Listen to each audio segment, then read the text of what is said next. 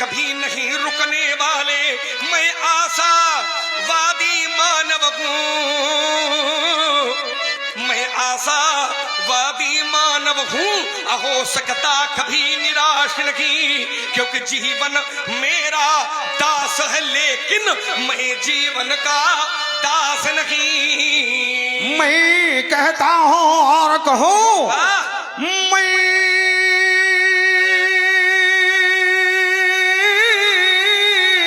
कहता हूँ और कहूँ, कह दूंगा अभिमानी हो, युद्धों के व्यासों से पूछो मैं कितना कड़ुआ पानी हूँ। मेरे फरसे ने लक्षण सुलित की धार बहा दी है, सम्मुख जा करके अरियों की एक काट भुजाएं गिरा दी है। मैं प्रलय में गहूं लखन लाल, मैं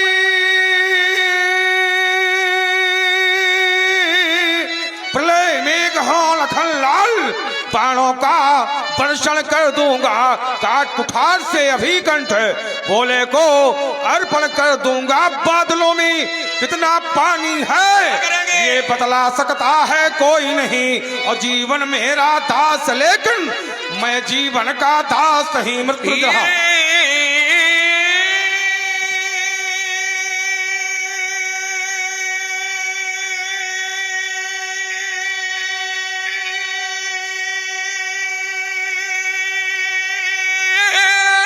और इसी स्वर साधना में आप हैं आदरणीय श्री राधा कृष्ण गुप्ता जी, आपकी ओर से 51 पुष्पमुद्राएं भगवान परशुराम जी और लक्ष्मण जी के चरणों में इसी साधना में प्रदान है।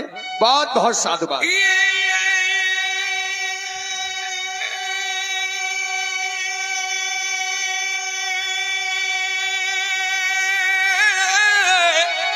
ये धू धू कर जलते अंगारों पर केवल चलते जाना,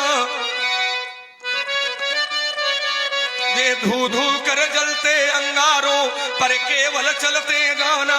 ये कोटि कोटि भव विघ्न पड़े पर रुकना हमने कभी न माना, क्योंकि रुकने में ही मृत्यु सदा, और रुकने में ही मृत्यु सदा। चलने में हमने जीवन मांगा, कैसे रोकूं इन चरणों को जिन्हें रुकने का अभ्यास नहीं। मैं सच्चे पथ का राही हूँ, कह सकता दिन को रात नहीं। अभी किनारे पर हो माझी, अभी तुम्हें मधार मिलेगी, अभी चाल में हल्कापन है, बीच भवर हुंकार मिलेगी। चले जल में अब तक तुमने किया है, नाव चलाना सीखा है, किंतु अभी भी मार कठिन है, घुटनों के बल चलना सीखा है। मंद मंद जल की लहरों में ये मंद जल की लहरों में अब तक तुमने था न पाई, बंधे हुए तट के जल में गहराई में क्या गहराई। अब कुछ आगे बढ़कर देखो, अब कुछ आगे बढ़कर देखो तो बीच भवर हुंकार मिलेगी। अभी किनारे पर हो माझी, अभी तुम्हें मधार मिलेगी। पंडित जी हमसे कहते हैं अभी किनारे पर हो माझी, अभी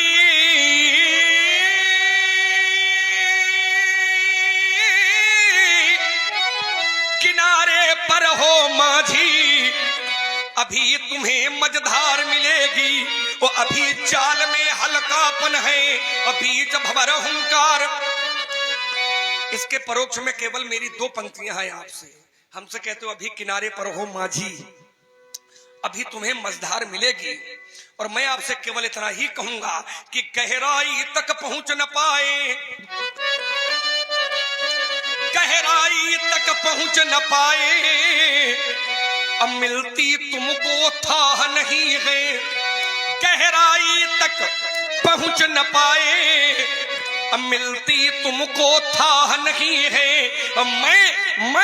मैं पहुंचा हूं उस मंजिल तक कि जिसके आगे राह नहीं है। क्यों?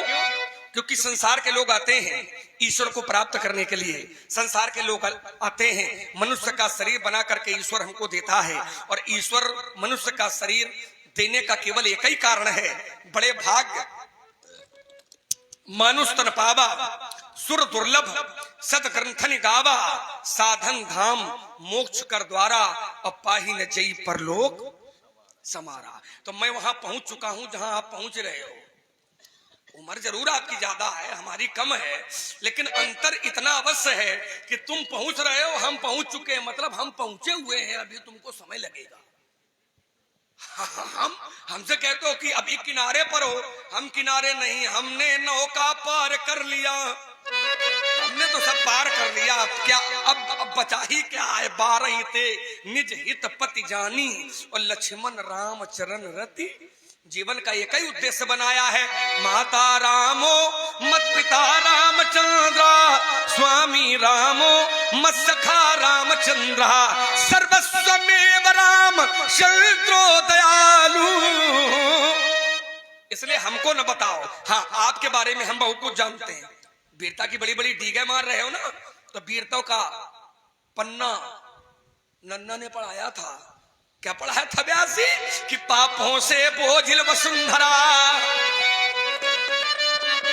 पापों से बोझिल वसुंधरा, ये पाताल मार्ग जब खोज रही थी, वह इन मानवता के पक्षस्थल पर वो दानवता जब लौट रही थी। जिस समय खुले बाजारों में, जिस समय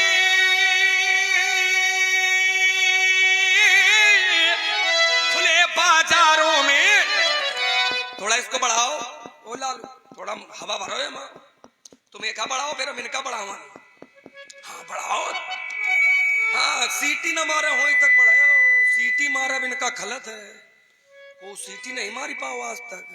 जिस समय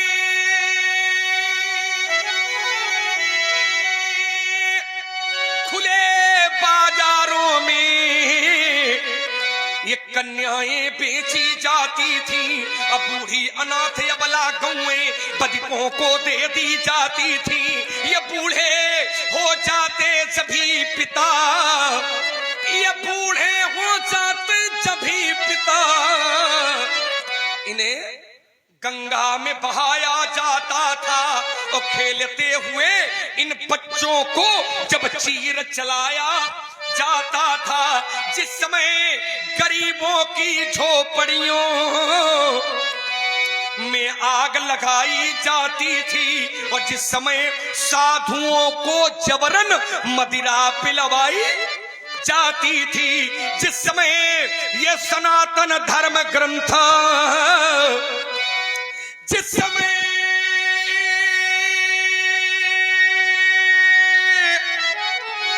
ये सनातन धर्म ग्रंथ ये ईंधन के बदले जलते थे, और जिस समय देव प्रतिमाओं पर निशंक हथौड़े चलते थे, तब कहां गए थे परशुराम, तब कहां गए थे परशुराम, तब नहीं सामने आए थे। तब हाथों में लेकर धनुष बाण ये रघुकुल नंदन आए थे।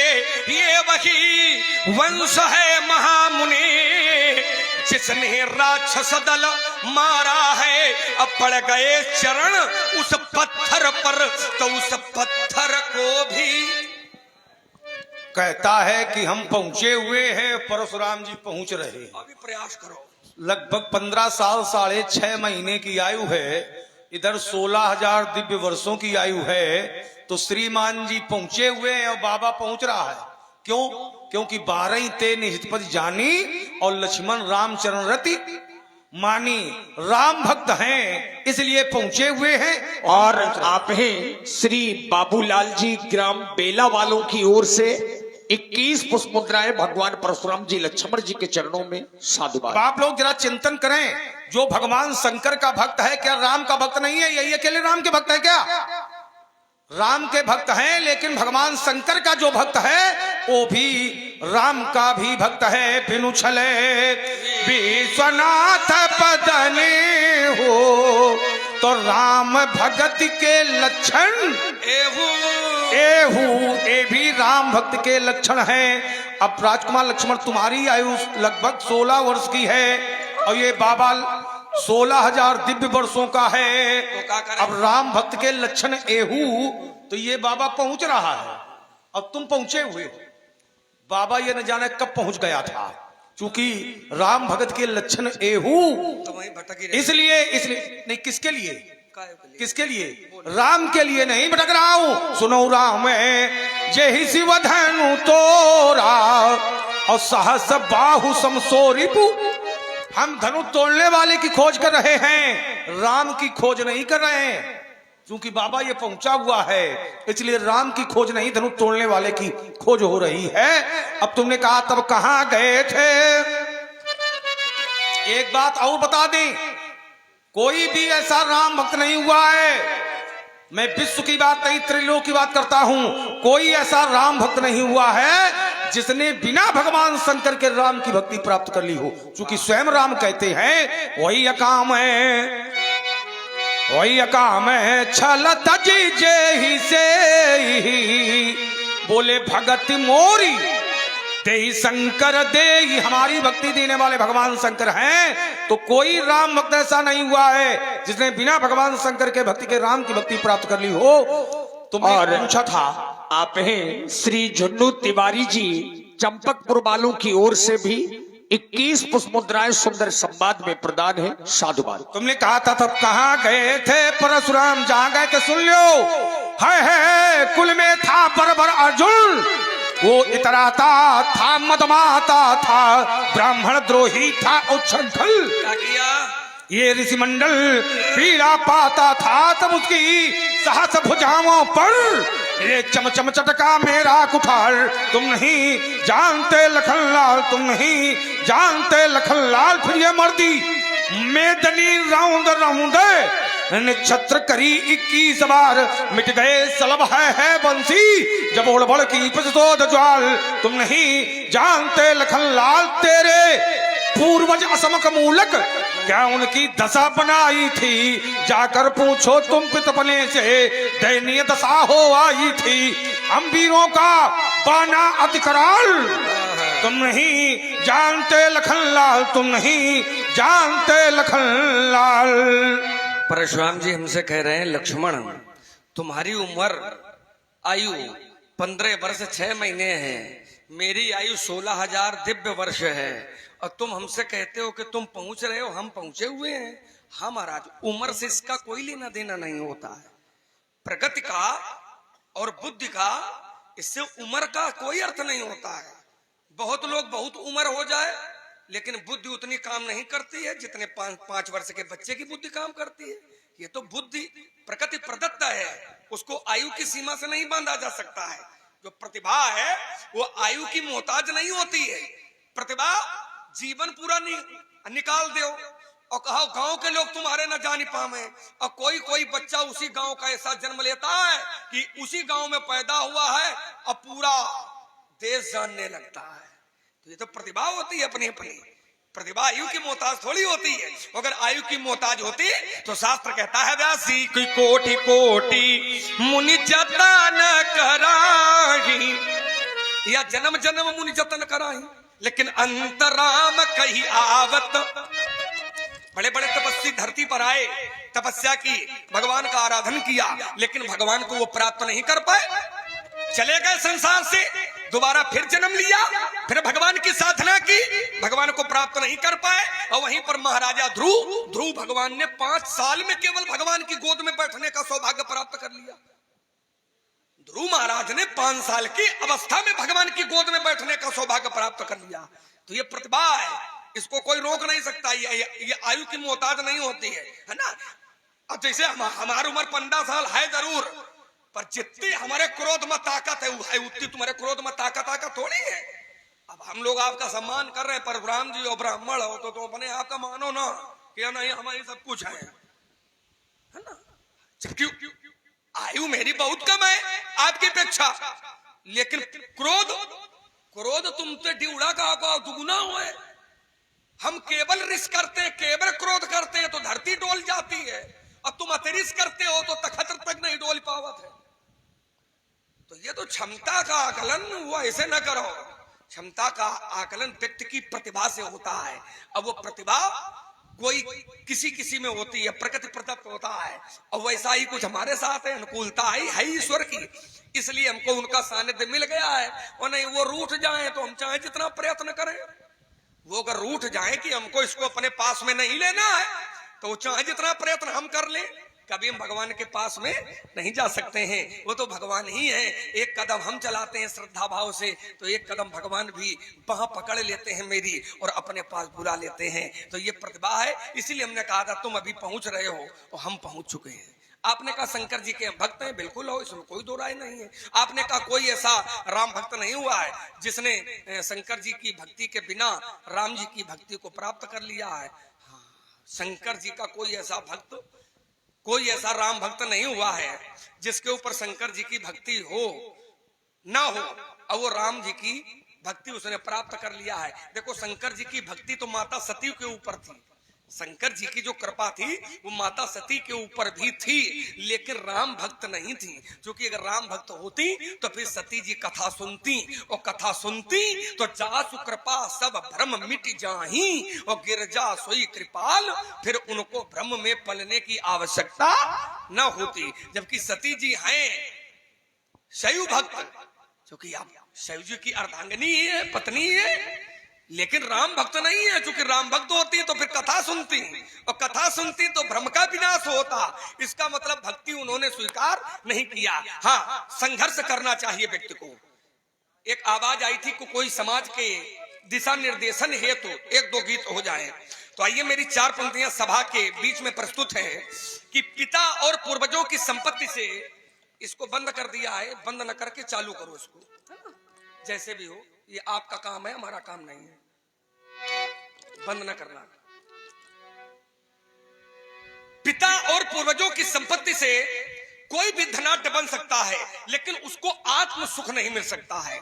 आत्म सुख तभी मिलेगा जब व्यक्ति अपने परिश्रम से धनाढ्य बनेगा। आइए 4 पंक्तियां हमारी प्रस्तुत है सभा के बीच में, अच्छी लगेंगी ऐसा मेरा विश्वास कहता है।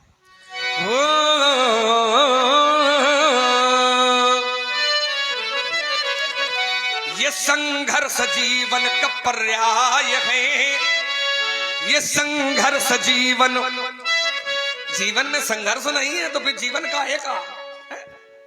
जीवन भाई दुख होगा तो सुख का आकलन कर पाओगे, और जब दुख ही नहीं होगा तो सुख का अनुभव होने वाला नहीं है। प्यास लगेगी तो जल का मूल्य समझ में आएगा। जब प्यास लगी होगी, प्यास लगती है तो घूंघट की याद आती है, मरघट की याद आती है। प्यास लगती है तो परघट की याद आती है, और जब लाज लगती है तो घूंघट की याद आती है, और जब जिंदगानी घटती है तो मित्र फिर मरघट की याद आती है। कहने का भाव, प्यास लगेगी तो पानी का मूल्य समझ में आएगा, भूख लगेगी तो रोटी का मूल्य समझ में आएगा, नींद लगी होगी तो सोने का आनंद आएगा, और जब नींद नहीं होगी आंखों में तो सोने का आनंद नहीं आएगा।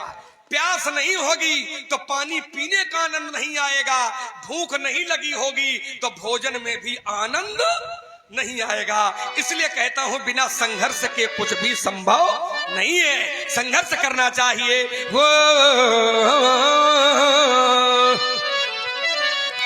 संघर्ष जीवन का पर्याय है, ये संघर्ष जीवन, ये चुनौती भरा एक अभियान है, ये संघर्ष जीवन। तप बिना साधना कभी होती नहीं। आज का प्राणी सिद्धि प्राप्त करना चाहता है, लेकिन सिद्धि के पहले वो तपस्या करना नहीं चाहता है। हमको सब कुछ मिल जाए ये तो सोचता है, लेकिन हमको कैसे मिले, हमको क्या कर्तव्य करना चाहिए, कर्तव्य बोध भूल गया है। तभी तो कहता हूं कि तप बिना साधना, तप बिना साधना कभी होती नहीं, और साधना के बिना मुक्ति मिलती नहीं। तप बिना साधना, तप बिना, तप बिना, तप बिना साधना कभी होती नहीं, और साधना के बिना मुक्ति मिलती नहीं। दीप आशा जलाए रहो रात दिन, दीप आशा जलाए। दो प्रकार के लोग होते हैं समाज में, एक आशावादी होते हैं, दूसरे निराशावादी होते हैं। आशावादी मैं सब कुछ कर सकता हूं, निराशावादी मैं ये नहीं कर सकता हूं। तो मैं ये नहीं कर सकता हूं, ये जीवन नहीं जीना है। मैं सब कुछ कर सकता हूं, ये जीवन जीना है। क्योंकि सब कुछ कर सकता हूं, जब इस भावना से काम करोगे तो नहीं सब कुछ तो कुछ ना कुछ फिर भी कर ले जाओगे। अगर ये भावना होगी कि मैं कुछ नहीं कर पाऊंगा तो फिर कुछ नहीं हो पाएगा, तुमसे ना हो पाएगा, है ना। क्योंकि एक बाबा जी है, वो कहते करने से होता है।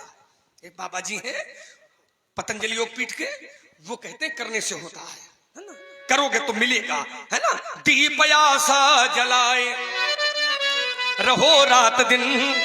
व्यास जी, अभी तक हमारे देश के जो राजा होते रहे हैं वो निराशावादी राजा होते रहे। दुर्भाग्य रहा मेरे देश का कि अभी तक जो देश के राजा होते रहे हैं वो निराशावादी राजा होते रहे हैं। इसीलिए उनको देश की प्रगति की चिंता नहीं थी, उनको केवल अपने घर की प्रगति की चिंता थी। इसीलिए देश निराशा के अंधकार में डूबा था। लेकिन अब कोई राजा ऐसा आया है जो निराशावादी नहीं, आशावादी राजा है। अब राजा कोई एक ऐसा आया है जो निराशावादी नहीं है, आशावादी है। और आशावादी राजा है तभी चंद्रमा पर तिरंगा लहरा रहा है। आशावादी राजा है तभी चंद्रमा पर तिरंगा लहरा रहा है। और दुर्भाग्य से अगर ये राजा ना होता तो चांद पर तिरंगा ना होता, फिर तिरंगे में चांद लगा होता। इसको सोचने की जरूरत है सभी लोगों को। और तभी कहता हूं कि दीप आशा जलाए रहो रात दिन, दीप आशा जलाए रहो रात दिन। तो ये मर भूमि कानन ये नंदन बने, जग विविधता भरा, जग विविधता भरा एक महासिंधु है। जग विविध जड़ चेतन गुण दोष में विश्व कीन करतार। जड़ है तो चेतन भी है, गुण है तो दोष भी है, हानि है तो लाभ भी है, जीवन है तो मरण भी है, यश है तो अपयश भी है, दिन है तो रात भी है, सूर्य है तो चंद्रमा भी है, अच्छे हैं तो बुरे भी है, साधु है तो असाधु भी है, संत है तो असंत भी है, अच्छे भी है तो बुरे भी है, रामलीला देखने वाले हैं तो टिंकू जोकरों को देखने वाले हैं। तभी तो कहता हूं कि जग विविधता भरा, जग विविधता भरा एक महासिंधु है। जग विविधता भरा एक महासिंधु है। सत्य साहस इसी में जलयान है। ये संघर्ष जीवन का पर्याय है। ये चुनौती भरा एक अभियान। राजकुमार लक्ष्मण ने राम की वाणी का खंडन कर दिया। हमने कहा राम ने अपने श्रीमुख से स्वयं कहा है, वही अकाम छल तज जैसे तो भगति मोर ते शंकर दे। राम वाणी है। इन्होंने कहा कि मैया सती ने शिव की भक्ति की है लेकिन राम की भक्ति नहीं की है, राम की भक्ति नहीं मिली है, राम कथा नहीं सुनी है। देखिए हमने एक अर्धाली पढ़ी थी, वही अकाम छल तज्जी से, जो निष्काम भाव से भगवान शंकर की भक्ति करता है वो राम का भक्त होता है। मैया सती भगवान शंकर की निष्काम भक्त नहीं है बल्कि सकाम भक्त है। सकाम भक्त क्या है? वो चाहती हैं कि भगवान शंकर हमें जन्म जन्मांतर पति के रूप में ही मिले। ये सकाम भक्ति है। जैसे रावण भगवान शंकर का बहुत बड़ा भक्त है कि नहीं है, लेकिन राम का भक्त है क्या? नहीं है, विरोधी है। क्यों? चूंकि रावण सकाम भक्त है भगवान शंकर का और राम कहते हैं वही अकाम छल तज्जी से। भगवान शंकर का जो निष्काम भक्त है वो राम का विरोधी नहीं हो सकता है, क्योंकि स्वयं राम कहते हैं जेही पर कृपा न करही पुरारी, बोले सो न पाव मुनि भगति हमारी। भगवान शंकर जिसको कृपा नहीं करेंगे वो हमारी भक्ति प्राप्त नहीं कर पावेगी। चूंकि शिव पद कमल जिन्हें रति नाही, तो राम ही ते सपने हो न सोहाही। इसलिए मेरा कहना है जिसकी पतवारों में बल है, जिसकी पतवारों में बल है उसका क्या मधार करेगी। जिसकी पतवारों में बल है उसका क्या मधार करेगी। कर्म योग की पतवारों से एक कर्णधार हो नाव खे रहा, मच्छ बहुत आते टकराते पर मैं मूंछों पर ताव दे रहा। ये सब संयम से चित्त युक्ति का सृष्टि स्वयं श्रृंगार करेगी। जिसकी पतवारों में बल है उसका क्या मधार करेगी। आंधी तूफानों में मेरे अंतस के दीप जला करते हैं, तट पर नहीं बीच धारा में दृढ़ संकल्प डला करते हैं। क्या भविष्य की भीति हमारे ये वर्तमान को मार सकेगी। जिसकी पतवारों में बल है उसका क्या मधार करेगी। किसी विपत्ति से घबराना ये मानो कि पहली असफलता, मणिमाणिक उसको है मिलते जो गहरे पानी में धंसता। डूब गया तो मुक्ति नहीं फिर ये नाव धार के पार लगेगी। जिसकी पतवारों में बल है उसका क्या मधार करेगी। आपने कहा कि अकाम मने होता है बिना काम के, बिना कामना के। तो ध्यान देना थोड़ा, ऐसा कोई भी भक्त नहीं है जिसके अंदर कोई कामना ना हो। जैसे ये शरीर मिला है तो शरीर की कामना क्या है, शरीर की इच्छा क्या है, शरीर का दायित्व तो क्या है, इसकी भी एक कामना है। ये शरीर क्यों मिला है, काहे के लिए मिला है, बिना कामना के मिला है का? इस शरीर मिला है, इसके अंदर कामना है। कामना क्या है, क्यों मिला है? तो शास्त्र कहते हैं देह धरे कर यहाँ फल भाई, देह धरे कर यह फल भाई। अब भाजी राम सब काम विवाई, नरतन पाई विषय मन देगी। अंतर है, संसार की कामनाओं पर तुम्हारा ध्यान न जाए, क्योंकि संसार की कामनाओं पर ध्यान जाएगा तो ईश्वर से ध्यान छूटेगा, और जब ईश्वर से ध्यान जुड़ेगा तो जो भी कामना रखो वो ईश्वर से रखो। संसार से कामना क्या करोगे, संसार तो खुदा है भिखारी, संसार से मांगने से कोई लाभ नहीं है। तभी तो एक आचार्य कहा करते हैं दाता एक राम और भिखारी सारी संसार। भिखारी है, मांगना है, जिससे राजा मांगे प्रजा मांगे, मांगे सब संसार। राजा मांगे प्रजा मांगे, मांगे सब संसार। हाथ जोड़कर वो भी मांगे। संसार में कोई ऐसा नहीं, मांगना है तो ऊपर वाले से मांगो, संसार का कोई भरोसा नहीं। संसार वाले क्या दे पाएंगे?